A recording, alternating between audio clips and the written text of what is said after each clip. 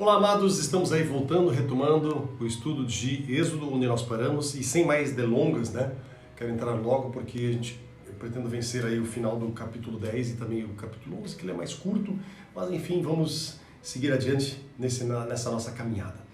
E antes de continuarmos o estudo, vamos buscar a presença do Senhor. Aliás, tudo que nós viemos a fazer, nós precisamos da presença dEle, porque do contrário, não funciona.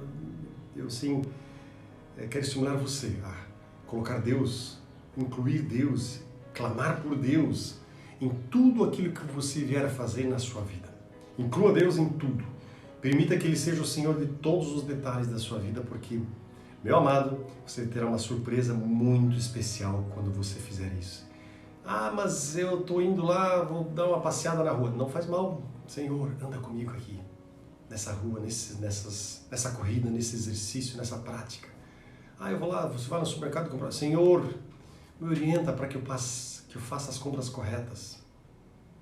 Em tudo a gente pode incluir Deus. Isso é maravilhoso. Esse é o lado impressionante de a gente servir a esse Deus tão poderoso. Vamos lá então, vamos orar, falar com Ele. Pai querido, obrigado. Obrigado que a gente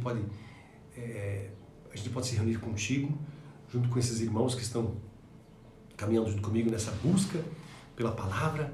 E obrigado a Deus, porque Tu tens palavra. Sim, Tu tens palavra de vida, palavra de alegria, de restauração, de cura.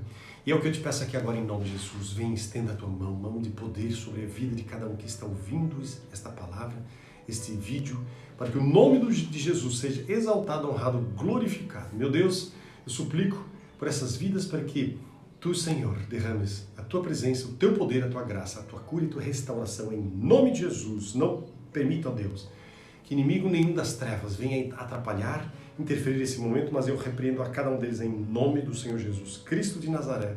É no nome dele que nós oramos e agradecemos. Amém e amém. Então, amados, vamos lá. Capítulo de número 10. Vamos dar aí o desfecho da história que nós estávamos vendo. Nós vimos a 8ª praga e agora vamos para a 9ª praga. Vamos lá então, pessoal. Versículo de número 21. E aí, é interessante que essa 9ª praga aqui, ela é introduzida sem que o faraó fosse advertido, sem que Moisés fosse lá e dissesse, olha, o negócio é o seguinte, agora vai começar a 9ª praga. Não. A 9ª praga, ela segue uma sequência assim, ad continuum, ou seja, não teve nada de aviso aqui. Vamos lá então, gente.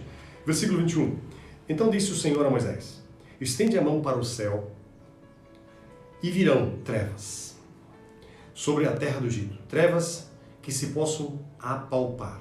Estendeu, pois, Moisés a mão para o céu e houve trevas espessas sobre toda a terra do Egito por 3 dias.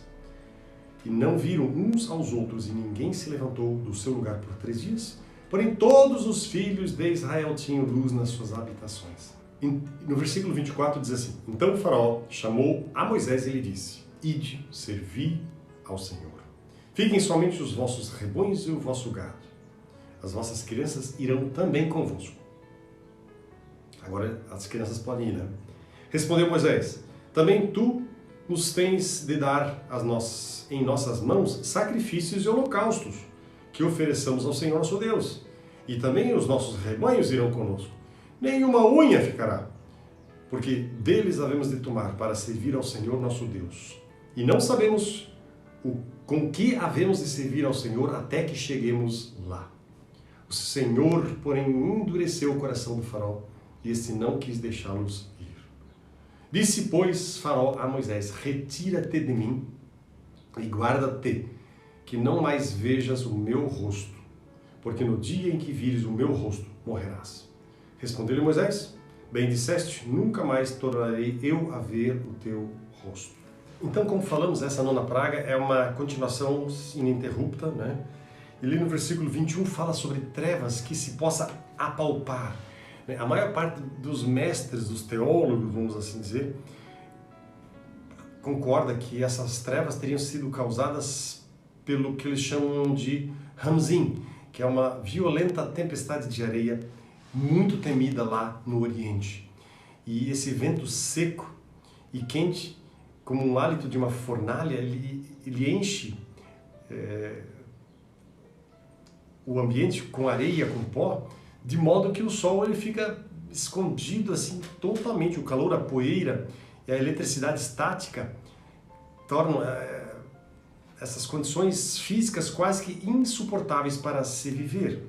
E além disso, há um efeito sobre a mente e também sobre o espírito, que vem, obviamente, daquela angústia da escravidão, a angústia da escuridão muito forte.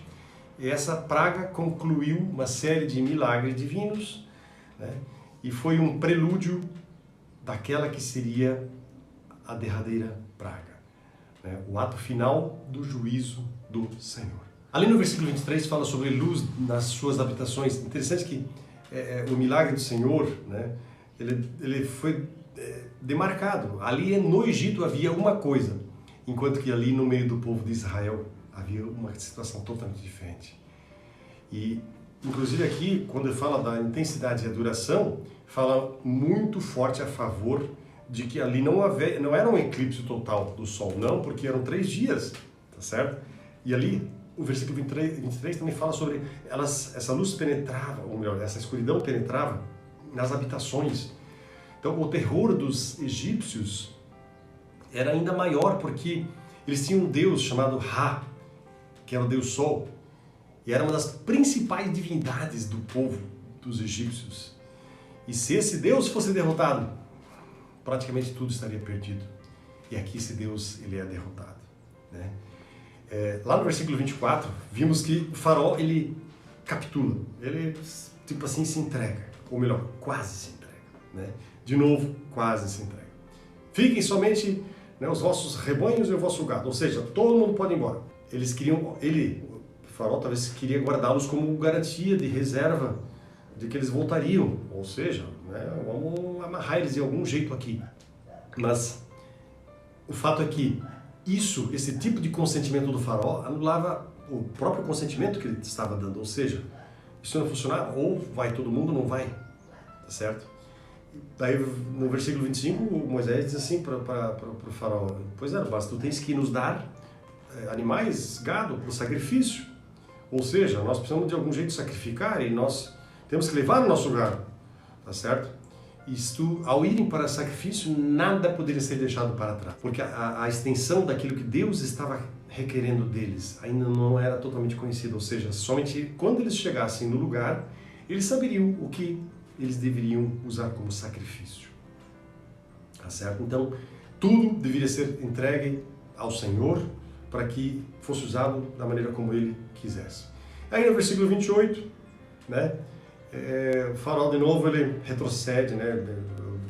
Deixar toda essa nação partir sem a certeza de que ela iria voltar, isso era demais para o faraó. Ele não só declarou encerrada a entrevista, como também negou qualquer entrevista futura com Moisés, né, sob ameaça de morte. Vai-te de mim, versículo 28. Ou seja, tipo, literalmente assim, né? Traduzindo para o nosso tempo, cai fora e não quero mais te ver.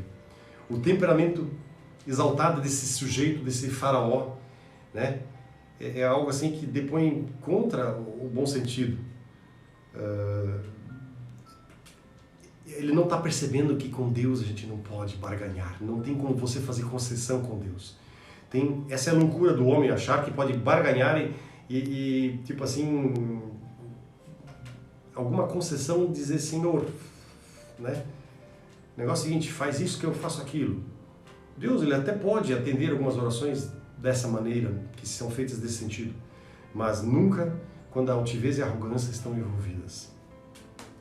Ao se recusar ver novamente, né, Moisés, o faraó, rejeitou o único meio que ele tinha de livramento. Até ali, ele tinha mandado chamar Moisés pedindo por misericórdia. Versículo 1 do próximo capítulo, que aquele seria o último apelo do faraó. Por isso Moisés respondeu, né, no versículo 29, bem disseste. Antes que o profeta partisse, entretanto, havia uma última mensagem a ser transmitida. Vamos dar uma olhadinha então no versículo, no capítulo de número 11, tá bom? Eu quero convidar vocês então que possamos ler um pouquinho dos versículos 11, do 1 até o 3, e depois a gente vai seguir na sequência. Então, amados, versículo 1 do capítulo de número 11. Disse o Senhor a Moisés: ainda mais uma praga trarei sobre o faraó e sobre o Egito. Então vos deixará ir daqui. Quando vos deixar, é certo que vos expulsará totalmente. Fala agora aos ouvidos do povo que todo homem peça ao seu vizinho e toda mulher à sua vizinha objetos de prata e de ouro. E o Senhor fez que o seu povo encontrasse favor da parte dos egípcios, e também o homem Moisés era muito famoso na terra do Egito, aos olhos dos oficiais do faraó e aos olhos do povo. Uma das coisas a respeito desse trecho aqui, ele é um enxerto, vamos assim dizer, né?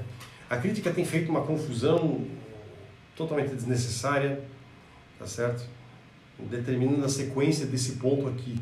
E parece muito claro que os versículos de 1 a 3 são instruções que foram previamente transmitidas por Deus para Moisés, né? Ou seja, é algo assim que antecede um pouquinho também aquilo que nós acabamos de ler lá no capítulo de número 10, tá certo?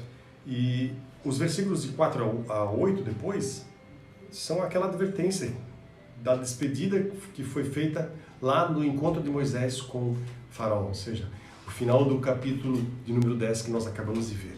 Então, lá no versículo 1 diz ali que é certo que vos expulsará totalmente, ou seja, os egípcios estariam tão ansiosos pela partida dos israelitas que antes, longe de impedi-los, eles iriam incentivá-los e insistir para que eles fossem embora. Lá, quando ele fala o Senhor disse, ou seja, bem no começo do versículo 1, a melhor tradução seria o Senhor já dissera, ou o Senhor dissera. O verbo está numa forma mais que perfeita. Isso quer dizer o quê? Registra uma palavra que Moisés recebera do Senhor muito antes dessa entrevista última que ele teve com o faraó, tá certo? Lá no versículo 2, diz assim, peça ao seu vizinho, ou seja, pode pedir, porque Deus iria dar graça no sentido de fazer com que eles, não, leva junto, leva embora, porque nós queremos, quanto antes você sair daqui, melhor. Tá certo? 3, Moisés era muito grande aos olhos do povo, né?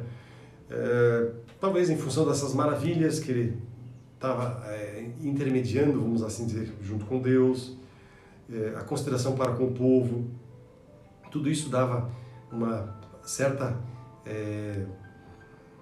prestígio, obviamente, para Moisés.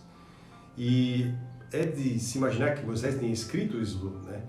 E quem sabe é uma coisa assim que falar de si mesmo, da maneira como ele está falando aqui, é algo que pode soar um pouco estranho, né?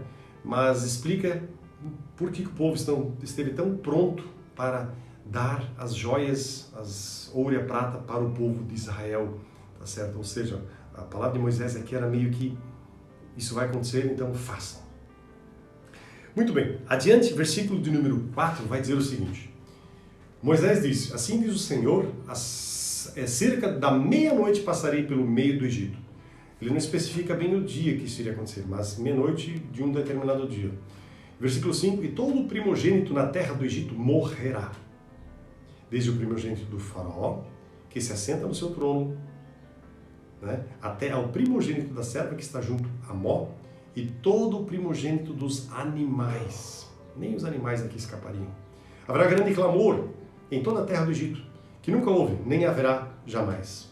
Porém, contra nenhum dos filhos de Israel, desde os homens até os animais, nem ainda um cão rosnará, para que saibais que o Senhor faz distinção entre egípcios e israelitas. Então, todos estes seus oficiais descerão a mim e se inclinarão perante mim, dizendo, sai tu, e todo o povo que te segue, e depois disso sairei. E ardendo em ira se retirou da presença do faraó. Repare que essa aqui é uma parte daquilo que foi omitido no capítulo anterior, né, da conversa de Moisés com o faraó. E aí no versículo 9, então disse o Senhor a Moisés, Faraó não vos ouvirá, para que as minhas maravilhas se multipliquem na terra do Egito. E aí no versículo 10, finalmente, Moisés e Arão fizeram todas essas maravilhas perante Faraó, porém o Senhor endureceu o coração do Faraó, para que não permitisse a saída da sua terra aos filhos de Israel. Então aqui nós temos aí essa passagem, né? Como nós vimos, versículo 4, cerca da meia-noite, não sabemos exatamente o dia, não está especificado aqui, mas o dia seria designado por Deus.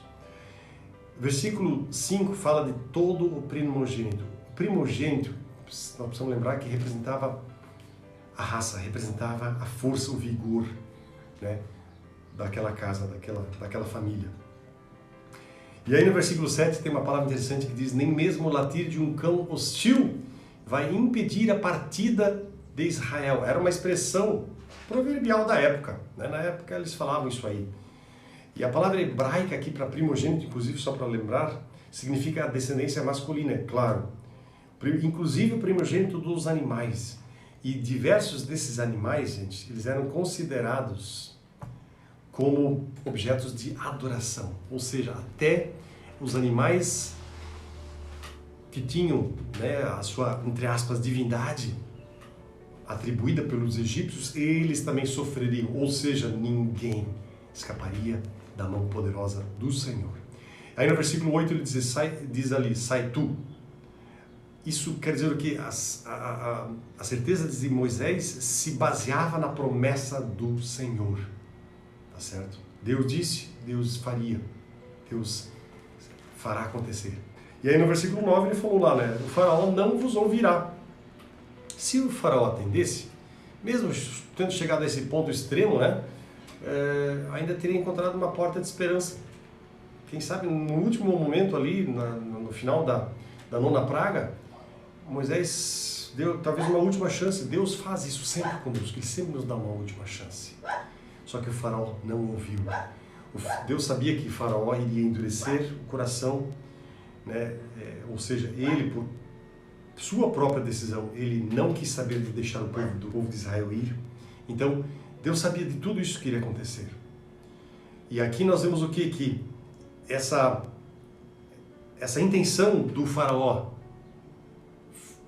isso permitiu o quê? Que Deus intensificasse o seu julgamento das suas pragas. Serviu o quê? Para atrair esse exercício desse poder de Deus.